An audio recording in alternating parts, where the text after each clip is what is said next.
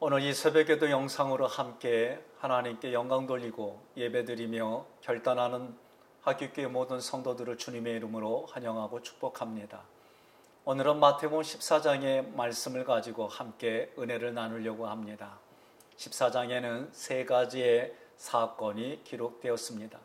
이 세 가지는 한마디로 진리를 설명하고 있습니다. 14장에서 세례 요한을 죽인 헤롯에 대한 기사와 오병이어의 기적과 물 위로 걸어서 제자들에게 오신 예수님의 이적이 기록되었습니다. 이 세 가지 사건 모두가 하늘에 속한 진리를 설명합니다. 먼저 1절부터 12절까지는 헤롯이 세례 요한을 죽인 사건입니다. 이 사건으로 하나님께서 우리에게 주시는 교훈이 있습니다. 그것은 하나님의 말씀을 듣고 깨닫는 삶이 중요하다 가르치고 있습니다. 세례 요한을 죽인 헤롯은 어떤 사람일까? 그는 예수님이 태어날 당시에 베들레헴의 영아들을 살해한 헤롯 1세의 아들입니다. 그는 갈릴리와 베레아 지역의 분봉왕입니다.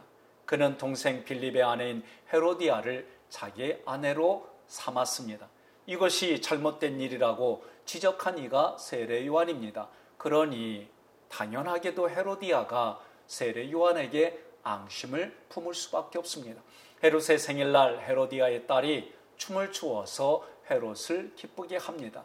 헤롯이 맹세하여 그녀에게 무엇이든지 달라고 하면 그대로 주겠다고 약속을 합니다. 헤로디아가 딸에게 세례 요한의 머리를 소반에 얹어달라고 말합니다. 딸은 어머니의 요구대로 헤롯 왕에게 말했습니다. 헤롯은 근심하다가 자기가 맹세한 것과 그와 함께 앉은 사람들 때문에, 그들의 눈초리 때문에 결국은 세례 요한의 목을 베어 헤로디아에게 선물로 주었습니다. 이런 헤롯에게도 예수님에 관한 소문이 들립니다. 그리고 두려워하는 마음이 생겼습니다. 그가 두려워하는 이유는 예수님이 놀라운 능력을 행하는 것은 세례 요한이 다시 살아나서 예수님 안에서 활동하는 것으로 생각했기 때문입니다. 헤롯도 세례 요한이 의롭고 거룩한 사람으로 알고 있었기에 자기가 저지른 죄 때문에 두려워했습니다. 마가복음 6장 20절에 헤롯이 요한을 의롭고 거룩한 사람으로 알고 두려워하여 보호하며 또 그의 말을 들을 때에 크게 번민을 하면서도 달갑게 들음이더라. 아멘. 그럼에도 불구하고 자신의 체면 때문에 세례 요한을 죽인 헤롯은 자기가 행한 일이 옳지 않다는 것을 알았기에 양심의 가책을 느끼고 두려워했습니다. 하나님은 헤롯과 같이 약한 자일지라도 충분히 구원받을 기회를 주셨습니다. 세례 요한이라는 최고의 교사를 그에게 붙여주셨습니다. 세례 요한을 죽인 이후에도 죄를 통해서 자신을 보고 회개하고 구원받을 수 있는 기회를 주셨습니다. 그러나 그는 양심의 가책을 느끼고 두려워하기만 했습니다. 헤롯은 진실에 직면하기보다는 자신의 체면을 더 소중하게 생각했습니다. 그는 한 번 약속한 것을 어겨서 자신의 체면이 손상되는 것을 원하지 않았습니다. 뿐만 아니라 헤롯은 듣지 말아야 하는 비진리의 사람들의 말을 들었습니다.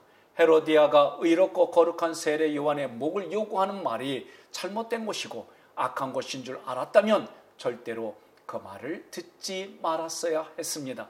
신하들이 진실보다 왕의 체면이 더 중요하다고 비진리의 발언에 대해서도 듣지 말았어야 했습니다. 결국은 헤롯은 진실보다는 체면을, 헤로디아라는 쾌락을 더 사랑했다는 말씀입니다. 하나님께서 헤롯의 이야기로 우리에게 교훈을 주셨습니다. 헤롯은 그 후에라도 예수님이 행하신 행적에 관한 소문을 듣고 깨달았어야만 했습니다. 예수님에 관한 소문을 듣고 하나님이 어떤 분인지, 예수 그리스도가 어떤 분인지, 나를 위해 어떤 일을 행하셨는지를 깨달아야 했습니다.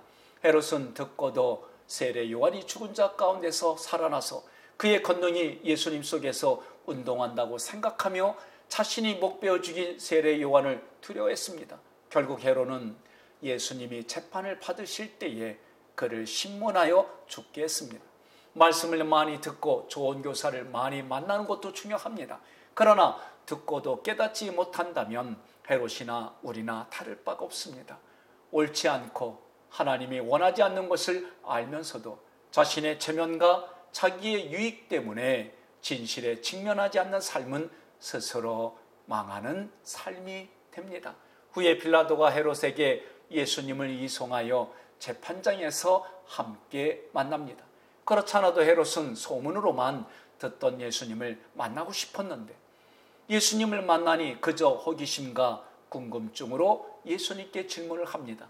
예수님은 그에게 아무 대답을 하지 않았다고 누가복음 23장 9절에 기록되었습니다. 왜 예수님께서 헤롯에게 침묵하셨을까요? 이미 진실에 직면하기를 거절한 헤롯에게는 소망이 없었기 때문입니다. 여러분 한번 깊이 생각해 보시기를 바랍니다. 나는 헤롯과 같이 진실에 직면하기를 거부하여 주님께서 내게 침묵하시는지, 내 심령이 이미 돌같이 굳어버린 상태가 아닌지 돌아보아야 합니다. 두 번째로 13절부터 21절까지는 오병이의 기적으로 예수 그리스도가 생명의 떡임을 가르칩니다. 요한의 제자들이 세례 요한을 시체를 가져다가 장사하고 예수께 가서 아뢰입니다. 예수님께서 그 소식을 들으시고 배를 타고 떠나 따로 빈들로 가셨습니다. 세례 요한의 죽음을 안타까워하시고 애통하셨습니다. 무리가 여러 거울로부터 걸어서 예수님을 따라 그 빈들까지 찾아왔습니다. 14절 예수님은 그 무리들을 불쌍히 여겨 병자를 고쳐주셨습니다. 왜 예수님께서 큰 무리를 불쌍히 여기셨습니까? 그것은 저희가 목자 없는 양과 같이 유리하기 때문입니다. 그들에게 하나님에 대하여 진리에 대하여 바르게 가르쳐줄 목사가 없었기 때문입니다. 그 당시 목자들은 하나님의 말씀을 바르게 가르치지 못하고 도리어 천공문을 사람들 앞에서 닫아버리고 자신도 들어가지 못하기 때문입니다. 이처럼 목자 없는 사람들이 예수님을 찾아왔습니다. 여러 거울로부터 여자와 아이 외에 5,000명이나 되는 큰 무리였습니다. 이들 모두가 진리의 줄인 자들이었습니다. 예수님은 오병이어의 기적을 통해 자신을 보리떡으로 설명하셨습니다. 히브리인들에게 보리떡은 생명의 마지막 선입니다. 평상시에 보리는 사람들이 먹지 않고 가축들이 먹는 양식입니다. 먹을 것이 없고 정말 배가 고파서 굶어 죽을 지경이 되었을 때 먹는 것이 보리떡입니다. 보리떡은 나는 이거 없으면 굶어 죽습니다 하는 생명의 떡입니다. 어떤 사람이 예수 그리스도를 소중하게 생각합니까? 어떤 사람이 예수 그리스도만을 영생으로 주는 떡으로 고백합니까? 본문에 있는 자들처럼 빈들에서 저녁이 되어도 먹을 것이 없어 배고픈 자들입니다. 그들은 정말 보리떡밖에 먹을 것이 없는 자들입니다. 그들은 보리떡으로 배를 채웠습니다. 마태복음 14장 20절에 다 배불리 먹고 남은 조각을 12바구니에 찼게 거두었으며 우리에게 영생을 주시는 떡이신 예수 그리스도를 먹어야만 합니다. 많은 사람들이 예수 그리스도가 아닌 다른 것을 먹으려고 합니다. 예수 그리스도만의 영생에 이르는 떡인데 우리에게 독이 되는 독을 먹으려고 합니다. 내가 착하게 살고 내가 열심히 살면 행복하고 영생을 얻는다고 생각합니다. 내가 다른 사람보다 의롭게 살면 행복하고 그 보상으로 영생한다고 생각합니다. 이런 생각이 우리를 망치는 독입니다. 그러나 영생을 얻는 유일한 길은 예수 그리스도뿐입니다. 생명의 떡이신 예수와 함께 내 의, 내 가능성, 내 자랑에 대해 죽고 그리스도와 함께 연합하여 사는 자들만이 영생합니다. 다른 것은 다 우리를 죽게 만드는 독에 불과합니다. 내가 생명의 떡인 예수 그리스도로 배불러야 세상의 떡에 배고파지 않습니다. 세상의 떡은 먹어도 또 먹어야만 합니다. 아무리 먹어도 배가 고픈 것이 세상의 떡입니다. 선진국일수록 불행하다고 느끼고 자살률이 높습니다. 오히려 하루에 한 끼밖에 못 먹는 나라들이 행복하다고 느낍니다. 그러므로 생명의 떡인 예수 그리스도를 먹으면 영원히 줄이지 않고 영생을 얻습니다. 요한계시록 7장 16절로 17절 말씀 함께 봉독합니다. 그들이 다시는 줄이지도 아니하며 목마르지도 아니하고 해나 아무 뜨거운 기운에 상하지도 아니하리니 이는 보좌 가운데 계신 어린 양이 그들의 목자가 되사 생명수 샘으로 인도하시고 하나님께서 그들의 눈에서 모든 눈물을 씻어주실 것임이라. 아멘. 오늘 두 가지의 사건을 통해 오늘 하루를 하나님께 영광 돌리는 인생으로, 또한 코로나 바이러스 감염증 19로 인해 위축되어진 우리의 활동 영역 속에서도 함께해 주심을 믿으시고 개인 위생관리 잘 하시며 믿음 안에 하나님이 주시는 지혜를 따라 생명을 살리고 다른 이에게 소망을 주며 하나님의 기쁨이 흘러가는 통로가 되기를 주님의 이름으로 축원합니다. 기도하겠습니다. 하나님, 오늘도 주님의 전에 나왔습니다. 마음과 뜻과 정성을 드립니다. 기뻐 받아주시옵소서. 코로나 바이러스 감염증으로 인해 많은 이들이 두려워하고 염려합니다.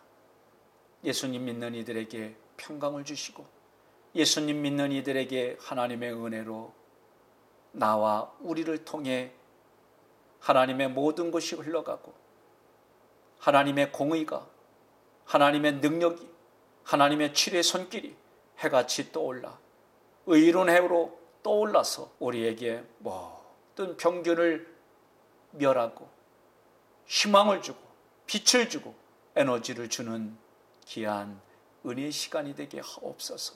오늘도 영상 앞에 머리 숙여 무릎 꿇은 모든 성도들을 축복하여 주시고 믿음 안에 영광 돌리는 우리 모두가 되게 하여 주옵소서. 때를 따라 돕는 은혜로 도와주시옵시고 이 나라의 민족, 정치 지도자들, 나라를 지키는 군인들 하나님 합력해 손을 이루게 도와주시옵시며 주님 앞에 영광 돌리는 모두가 되게 하옵소서. 감사드리며 하나님 앞에 머리 숙여 무릎 꿇는 모든 성도들의 삶에 때를 따라 돕는 은혜로 복을 내려 주옵소서. 이제는 우리 주 예수 그리스도의 은혜와 하나님의 크신 사랑과 성령님의 감화 감동 역사하심이 오늘 이 새벽에 하나님 앞에 깨어 기도하는 모든 성도들의 삶의 자리 위에, 아직도 복음이 증거되어지지 않은 미 전도 종족 위에, 이단의 이름으로 많은 진리를 혼란하게 하는 현장 위에, 이 나라, 이 민족, 백성들 위에 이제로부터 영원토록 함께할지어다. 아멘.